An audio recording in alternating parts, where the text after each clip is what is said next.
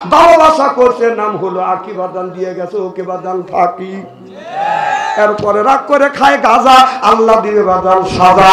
যে খাবে মদ হারাবে বাদান জান্নাতের পর, যে খাইবে বাদান সিগারেট তার নাই বাদান মুখের বেরেট, আর যে খাবে বিড়ি তার মানে দৈবে কিরি। বিড়ি যারা খায় তাদের হাত দিয়ে গন্ধ, মুখ দিয়ে গন্ধ, দাড়ি দিয়ে গন্ধ, টুপি দিয়ে গন্ধ, চাদর দিয়ে গন্ধ, জামা দিয়ে গন্ধ, লেপ দিয়ে গন্ধ, বাড়ি দিয়ে গন্ধ। আমার হয় সন্দেহ ওরা বহু থাকে কেমনে রে আল্লাহ রে, জনগণ ঠিক কিনে।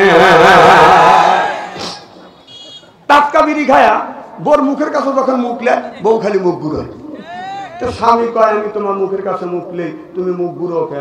বউ কয় শরম করে, লজ্জা করে, এই মাত্র তুমি টাটকা বিড়ি খায়া আমার মুখের সাথে মুখ লাগাইছো, তোর পাশার সাথে তোর মুখের গন্ধ বেশি। না বিড়ি খাও, বউকে কষ্ট দাও, বিরাজ করতে পারো না।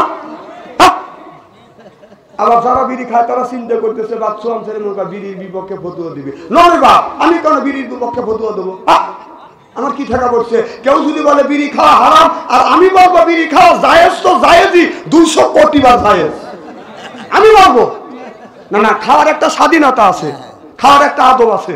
ভাত খাওয়ার আদব হলো বসে খাওয়া, পানি খাওয়ার আদব হলো বসে খাওয়া, জমজমার পানি খাওয়ার আদব হলো দাঁড়া থেকে খাওয়া। হ্যাঁ কি কয় হাজি সাহেব, এটা সুন্নাত। আর বিড়ি খাওয়ার আদব হলো টয়লেটের ভিতরে। আদব চেনে না, আদব চেনে না।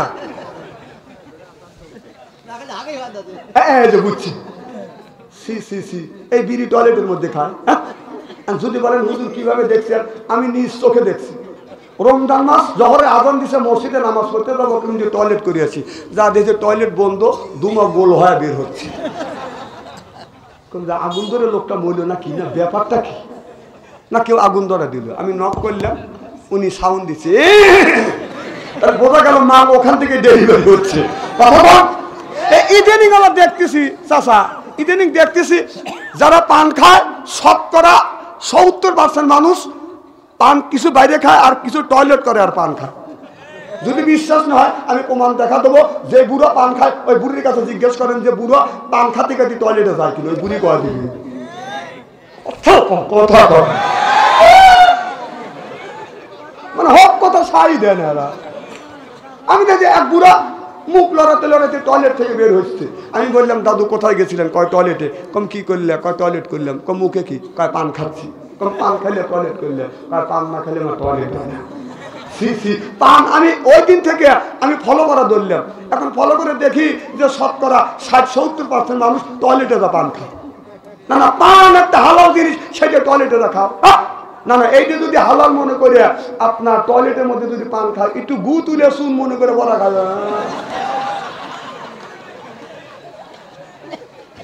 না ভাই, কথা জানা বলতেছি নাকি? না ওটা যদি তুমি যাই মনে করে খাও, ওটাও খাও, একটু খাও।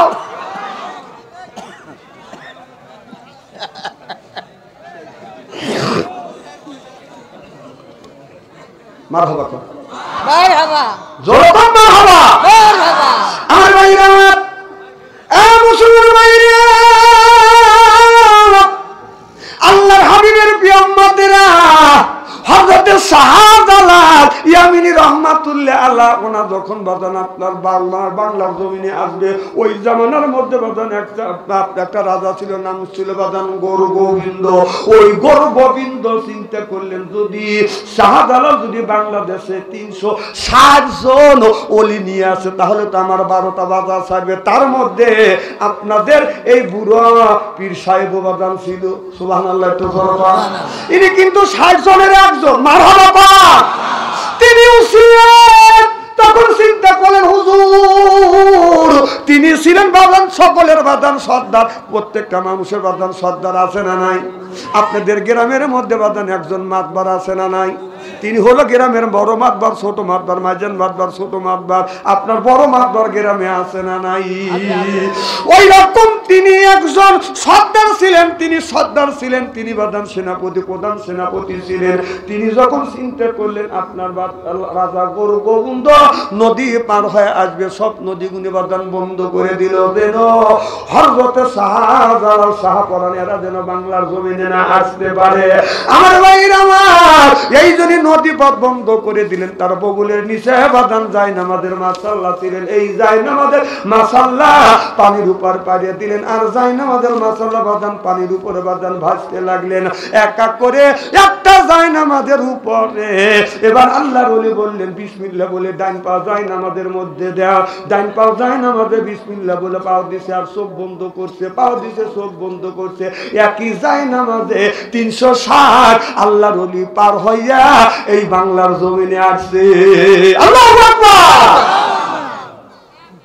আমি দেখছি কত অলিরা পানির উপর বাদান হেঁটে গেছে, যায় নামাজ পড়ে হাইটে গেছে, আপনার মাছের উপরে সোয়ার হয়ে বাদান চলে আসছে। আমি দেখছি ইতিহাস গুণী বাদান পড়ছে। আমি চিন্তা করলাম, আমি দেখি আমি নামাজ কালাম তো কম পড়ি নেই, বহুত নামাজ কালাম পড়ছি, রোজা তো কোনোদিন ছাড়ে দেই নেই, নামাজ তো জীবনে একক তো কাজা করি নেই, দোয়া কালাম কোরআন তেলাওয়াত হাদিস তো আমি কম পড়ি না, দেখি আমি পানির উপর দিয়ে হাঁটতে পারি কি না।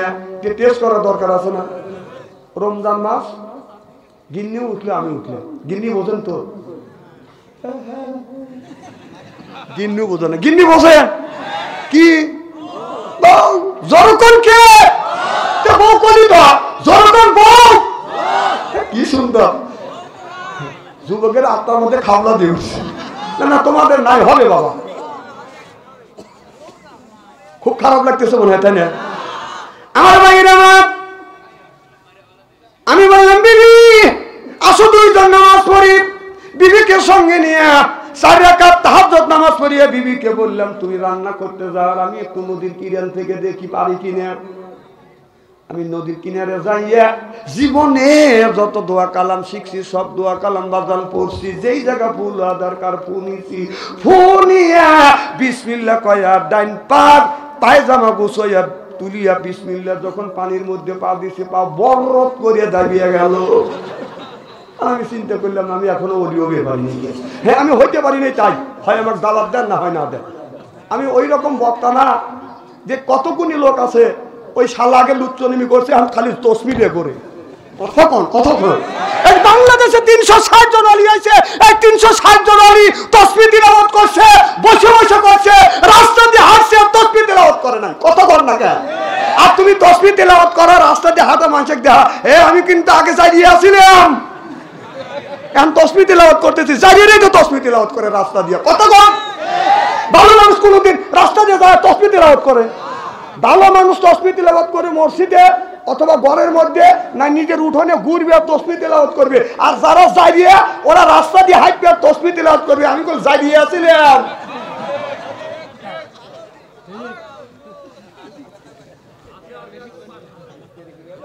কি খারাপ লাগতেছে?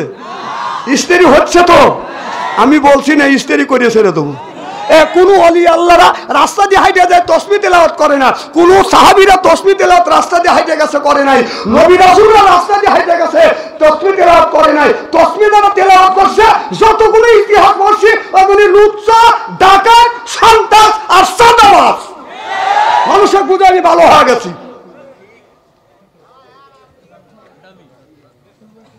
কি কি ও তাসবিহ টিপতে আমি তাসবিহ দিবা মানা করতেছি? কথা করবে কি কারণ নিষেধ করছি?